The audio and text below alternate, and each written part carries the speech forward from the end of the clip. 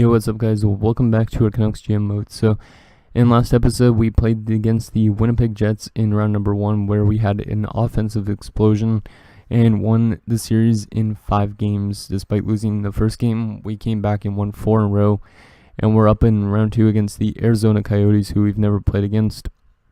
And I'm going to show you guys the lines first before we get into the simulation. So currently on paper, we have better offense, as you can see, 94-92. We have the same defense, 90-90. And we have way better goaltending, 89-85. So hopefully our goaltending is the story in this series, and hopefully our offense can continue to produce. So let's take a look at the Arizona Coyotes lineup. I'd assume they still have some people like Domi and OEL and stuff like that. So yep, first line you got Domi with Henrique and Duclair. Duclair and Domi are kind of a bit weak for the first line, and then you got Henrique, who's a decent first line center. You could probably replace him with a 90 something, and that'd be a lot better. Second line you got Dylan Strome 87 with Perlini 84 and Krause 85. So solid second line, I guess. Third line is actually pretty nice. You got Tobias Reeder 83. Ryan McInnes 84 and Christian Dvorak 84.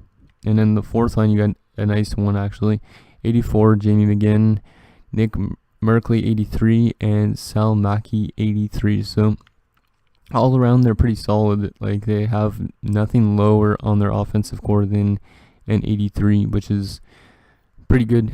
Defensively you got 92 OEL and 89 Chichurn, so that's a very, very good top two. Then you got D'Angelo, who's an 88 on that second defensive pair, so 3 very good defensemen. And D'Angelo is an offensive defenseman, so we got to watch out for that. I don't know how he simulates.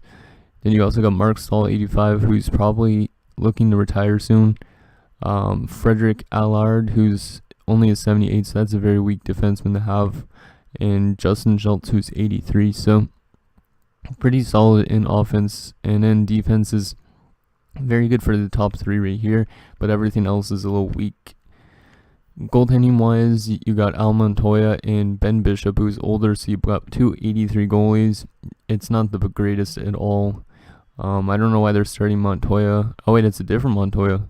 I was thinking it was Al Montoya, but it's Bryant Montoya. It's a decent prospect guy, so this guy might be good in a few years, but right now he's just not that good. And then they also have Ben Bishop, so not the best goaltending. And then you got Pavel Buchnevich, who's 82 as a depth guy, Christian Fischer, who's an 80, and Philip Zadina, who's an 80. So they have no 70 overall forward guys, so they actually have a pretty good chance of playing good against our offense. As you see in comparison, they have a better fourth line, but we got them beat on the top 3 lines, I think.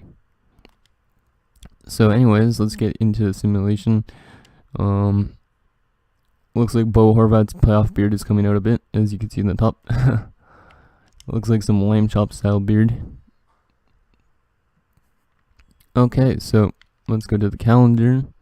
And our AHL team, we'll find out if they get on to round number 2 right after this game as well, because I think it'll auto sim it. So game number 1 on home ice as well, because like I said, we won the President's Trophy, so we have home ice the entire playoff. So first period, and it's a scoreless first period. So last year's we had a lot of explosive first periods. This series it seems like we might be more shut down in the first. So let's have a good second though. Second period, and it's not good. 2-0 Arizona. Dylan Strome and Ryan McInnes. So we're gonna have to battle back here in the third and come from behind. Come on, guys. Power play. Long power play. Holy, that was like 5-minute power play, and we do not score. Third period still winding down, and we're not getting anything. We're still being outshot, and we are gonna lose game number 1 by a score of 2-0. We don't get a single goal past their 83 overall goalie, which is very surprising, because we got a lot of goals on Hellbuck, and Hellbuck was an 87. So let's just break this rookie goalie's heart, though, Bryant Montoya. I don't know how he shuts us out in the first game, but maybe he's just a very good simulator. So our HL team did make it on to round number 2, and they're up against Binghamton now. So the Sens affiliate. So anyways, game number 2. I'm not going to change anything yet until we lose another game. So first period, and that's what I wanted, a bit of an offensive first for us, 2 goals, but we were down 2-0 at first, so we need to have a good second and not let in any goals if we can for the rest of the game. So second period, and that's not what I wanted. 4-2 Arizona. Once again, we're down by 2 going into the third. Frederick Allard gives them the lead, which is a 78, and then Anthony DeAngelo, who's the 88, making it a 4-2 game. So come on, guys, we need to somehow come back from this again. I don't know why we're not simulating that well against an 83 overall goalie, and yeah, we're definitely going to lose this game. There's no chance we're winning this game now. Down 6-2. We're going to lose both of our first games in Vancouver. And now we're going to have to win both on the road to get the series back to even. Ulevi makes it 6-3, but it's not going to be enough. I don't even know how we're letting in so much goals. Like, in comparison to last series we were scoring a lot and letting in little. Now we're just letting in a lot and not scoring that much, as we've allowed in 8 goals in 2 games and have only scored 3 goals. So let's take a look at our lines and see what we could change around.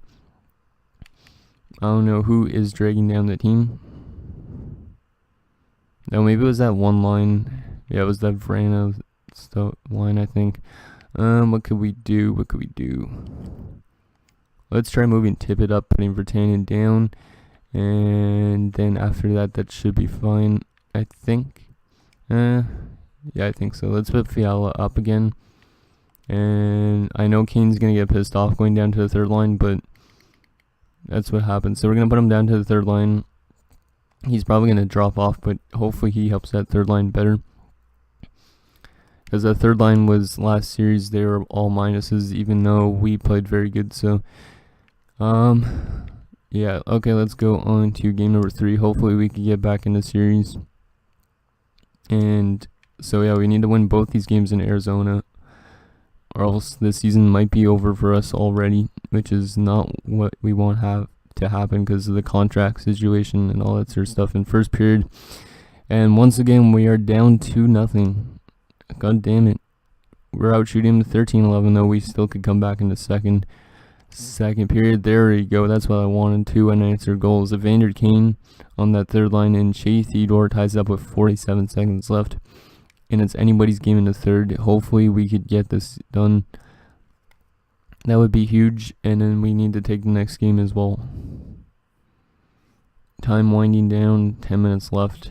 Nobody's getting really any chances in this third, it seems like. Come on, guys.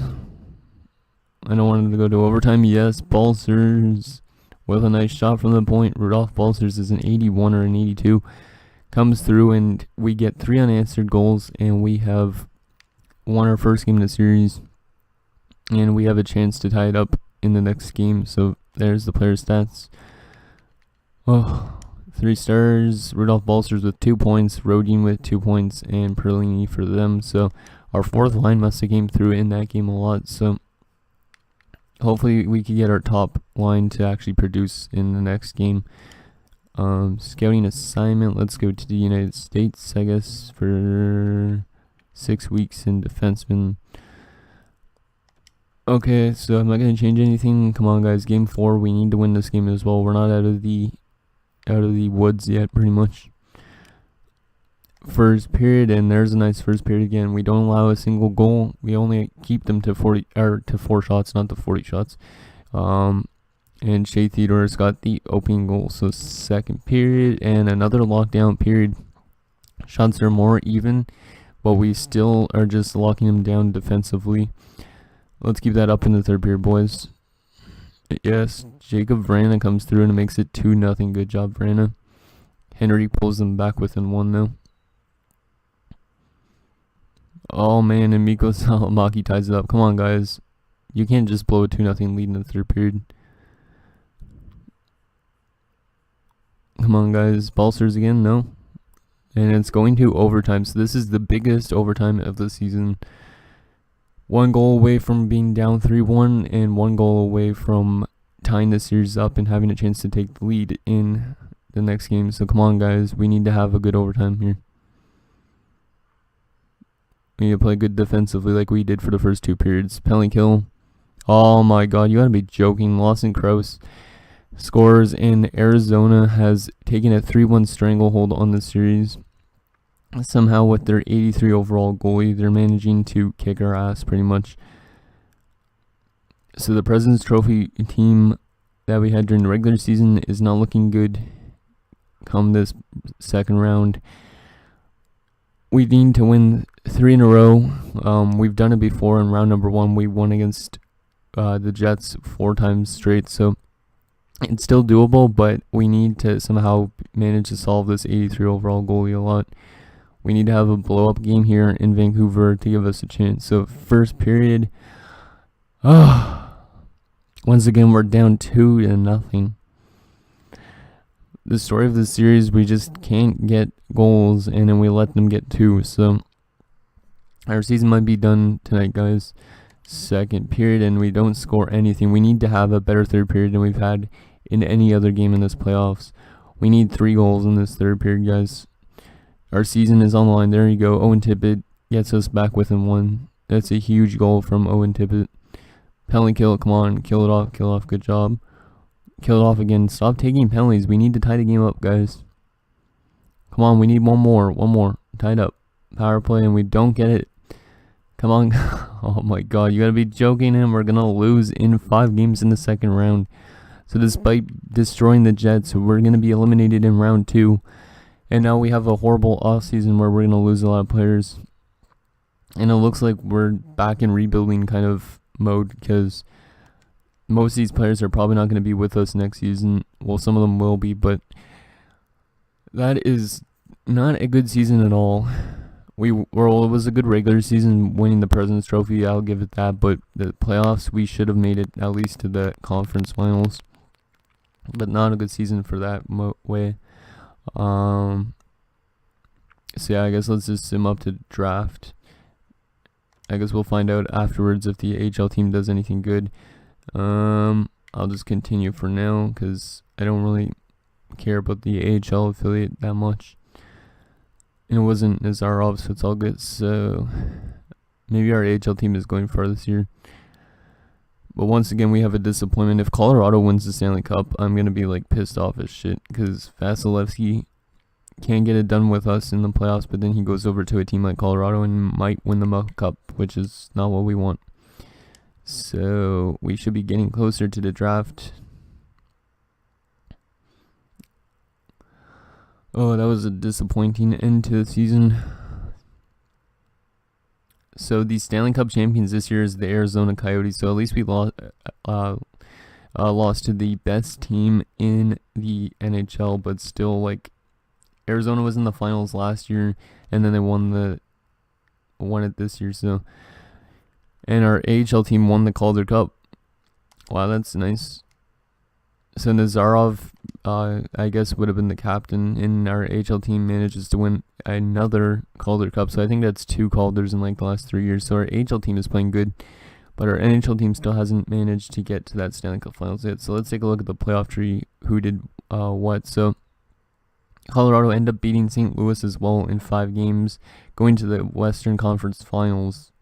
So yeah, maybe we should have kept Vasilevsky and traded Demko, but whatever. And then in the East, you had New Jersey and Toronto in the Eastern Conference Finals. New Jersey went to the finals to lose in 5 games. So yeah, that's that. Let's take a look at the awards for this season. We'll also check the AHL player stats and awards, I guess, as well. So as you can see, we won the President's Trophy at least. The Stanley Cup goes to... Oh, Arizona won it last year, actually, too. So Arizona has won back-to-back Stanley Cups with an 83 goalie. I don't know how they do it, but they managed to. So yeah, there's that. Player stats. So Art Ross went to Tyler Seguin. Not a surprise. Hart goes to Seguin. Riley gets the Norris.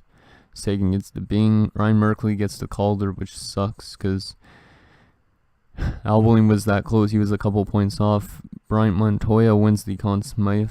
Last year actually was Henrique when they won it. Vezina goes to Braden Holtby.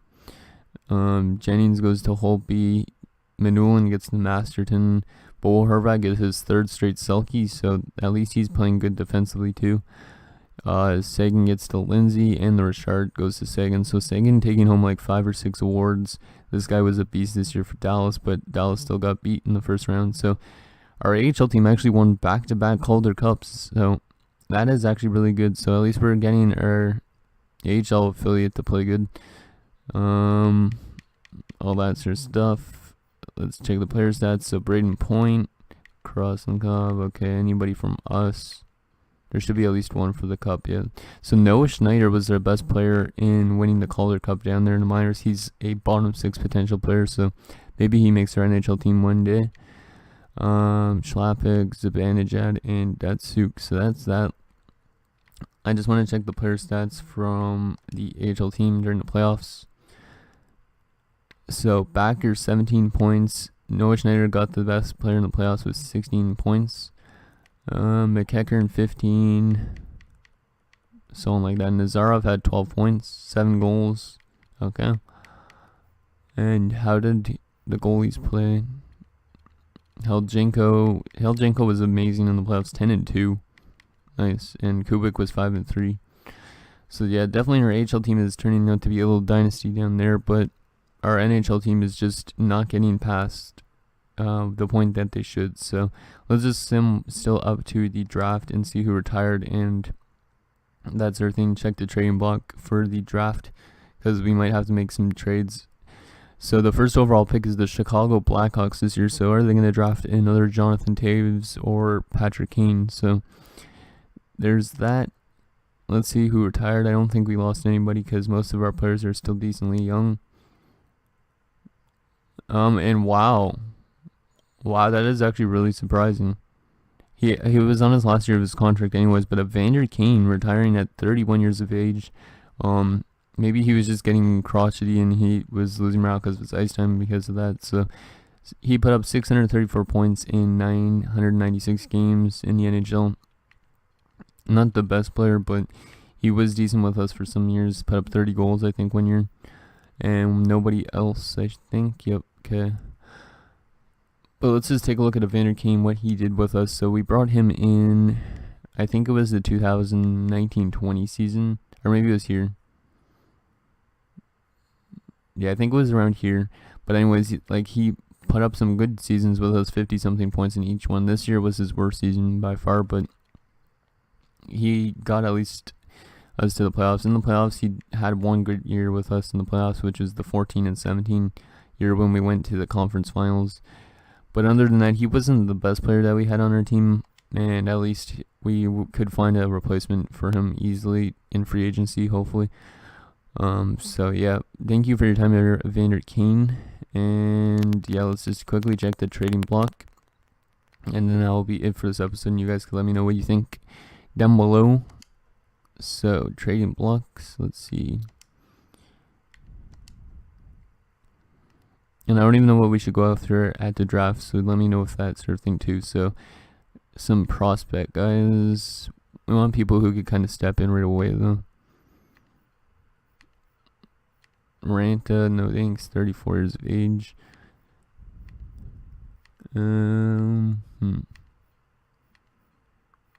Doesn't look like anything interesting, mostly just picks in older guys.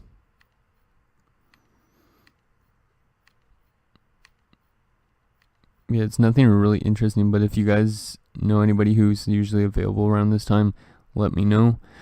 So yeah, that's going to do it, guys, for this episode of our Canucks GM Mode. So next episode, we'll do the off-season, like the complete off-season in one episode if we can, and then get back out there and start simulating and hopefully getting that Stanley Cup because we need that cup. So thank you guys for watching.